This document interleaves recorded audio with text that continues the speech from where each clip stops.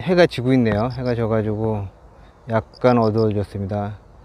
이게 고양시인데 여기가 조금만 나가면 완전히 도시고, 또 조금만 한 발자국만 옆으로 가면 이렇게 완전히 시골의 어디 같으죠. 저기 멀리 보이는 게 저기 북한산의 어떤 기슭인데요. 하늘도 전형적인 가을 날씨예요. 여기는 낮에는 좀 아직까지 따뜻하지만은 해만 지면은 서늘한 기운이 내려오고, 아침에 나와 보면은 이슬이 이렇게 맺혀있습니다. 아직 할로 차가운 이슬이 내리는 때는 아니지만, 하여간 뭐 차가운 이슬은 아니더라도 이제 이파리에 이제 이슬이, 낮에는 더웠다가 밤에는 그렇게 공기가 식으니까는 이슬이 맺혀지네요. 이렇게 촬영을 하게 되는데, 요즘 날씨가 아주 굉장히 선선해졌어요. 아침은 약간 쌀쌀함을 느낄 정도로, 보통 뭐 여기 고양시 같은 데는 한 10도 가량이 떨어져 갖고 10도 정도인데, 이제 다육이가 본격적으로 이제 물이 들라고 합니다. 예뻐지고 있어요. 지금 여기 보이는 게 카시오 적금이죠. 이렇게 물이 들어가지고 적금을 이제 잘 나타내고 있어요. 요건 레드 가우디라는 건데, 아주 물이 예쁘게 들었네요. 이건 아레나스인데 밑에 군생이, 이 자연 군생이 이렇게 소복하게 올라오고 있습니다. 자연 군생이 소복하게 올라오고, 여기 가려져 있는데, 여기 레드 엣지인데, 요즘 지지대를 해가지고 이렇게 보게 되는데, 여기도 말처럼 엣지가 이렇게 빨갛게 되고 있네요.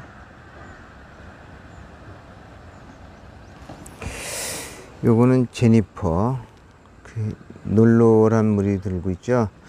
근데 여기서 오늘, 여기는 이제 선키스트고, 이건 봉황 마리아 이렇게 물이 들고 있는데, 이 다육이가 물이 드는 것 원리를 보면은, 저기 같은데, 산 같은 데는 아직까지는 물이 들진 않았죠.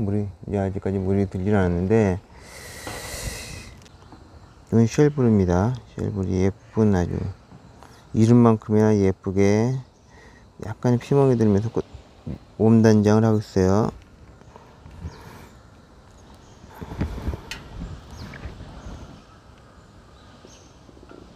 네온입니다. 이건 수련.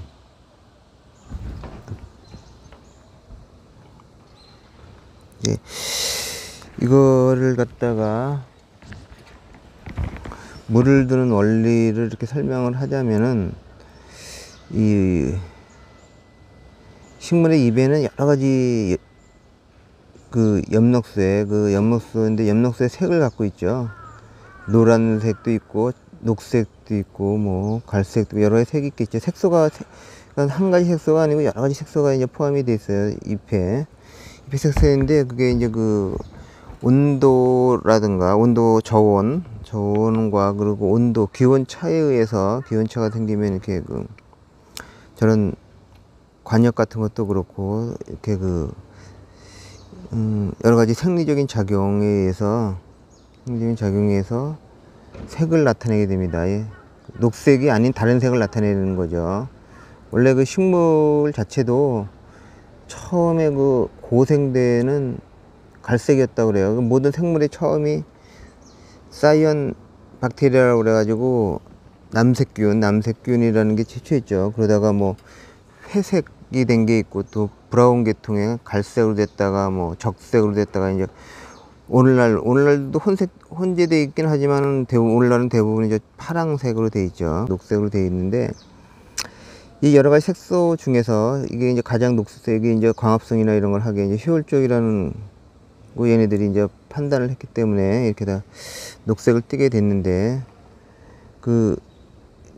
엽록소, 그러니까 녹색을 띠는 색소가 클로로필이라는 이름인데, 그 노란색을 이렇게 진입한 노란색을 노르리한 색은 일종의 녹색 엽록소인 클로로필이 파괴됩니다. 파괴되면은 그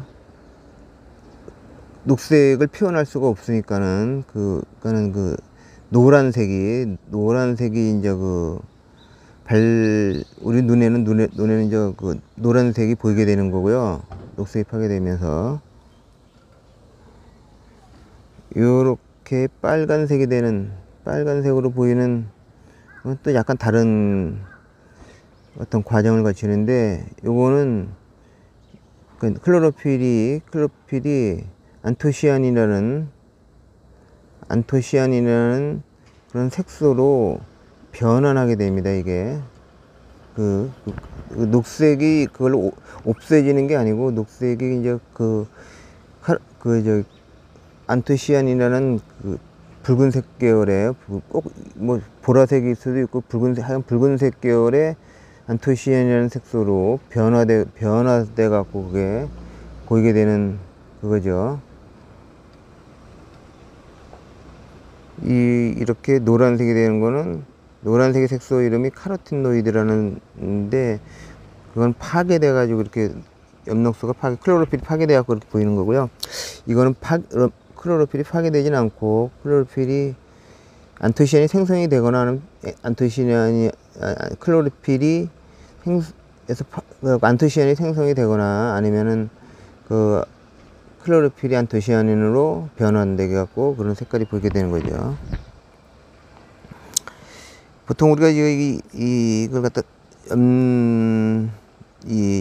이파리를 따서, 특히 은행잎 같은 걸 따가지고 우리가 냉장고에 집어넣어 보면, 냉장고에 집어넣었다가 낮에는 햇빛을 쬐 있다가 냉장고에 집어넣었다 그러면 한 이틀이면 이렇게 물이 듭니다. 그게 이제 그 저온하고 요구되는 조건이 이제 저온하고 온도차가 되겠죠. 이제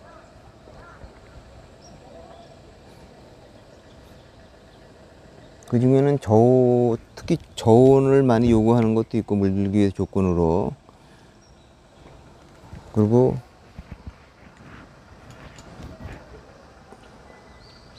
온도차가 요구되는 것도 있어요. 근데 대부분은 두 가지 조건이 갖춰지면 이제 물이 되게 되는데, 저런 단풍하고 틀린 거는, 단풍은 그렇게 물이 되면서 수간에서 올라오는 영양분을 갖다가 끊어버리죠. 게이트를 막아버리는 겁니다. 그 영양분이 잎에 공급이 안 되니까 이제 떨어지게 되는 거죠. 단풍이 들고. 근데 이거는 수간을 끊질 않죠. 뿌리에서 일로 올라오는 수간을 끊질 않기 때문에 이제 죽는 게 아니고 계속 물만 들었는 거죠. 근데 여기서 햇빛은 직접적으로 물을 드는 데 있어서는 그렇게 큰 역할을 하는 건 아닙니다. 햇빛이, 자외선이.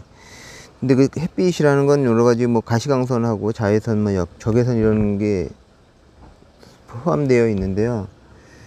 자외선은 성장을 억제하는 거죠. 성장을 억제합니다.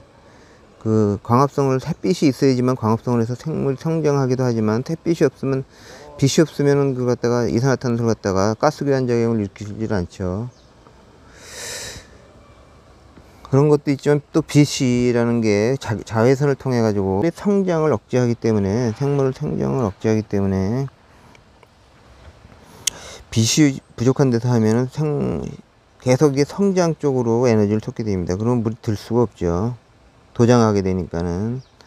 적절한 억제를 갖다가 통해 갖고, 수간에서 이렇게 영양분이 계속 하는 걸 갖다가 억제돼 가지고 해가지고 짠짠하게 키워야지 이 단풍도 예쁘게 들어요. 근데 물이 또 전혀 공급이 안 되면 말라 비틀어지는 식으로 단풍도 보면, 우리가 비가 안 오는 해의 단풍은 색깔이 멋이 없죠. 영양분 전혀 공급이 안 되면 말라 비틀어지는 식으로 단풍이 들어가지고.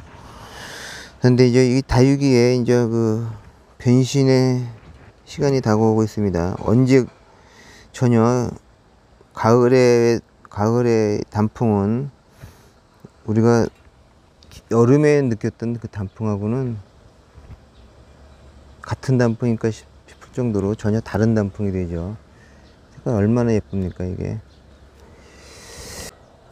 원로도 색깔이 아주 이제 들기 시작했어요.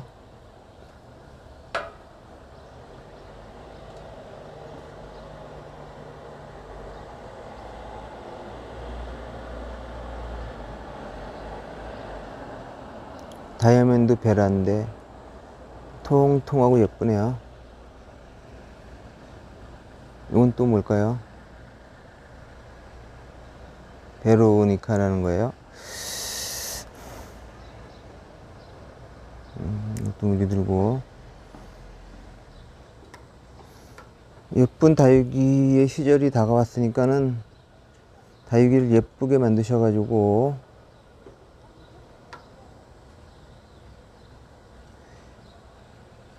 익어가는 가을과 함께 행복한 다육이 생활을 하시기를 바랍니다.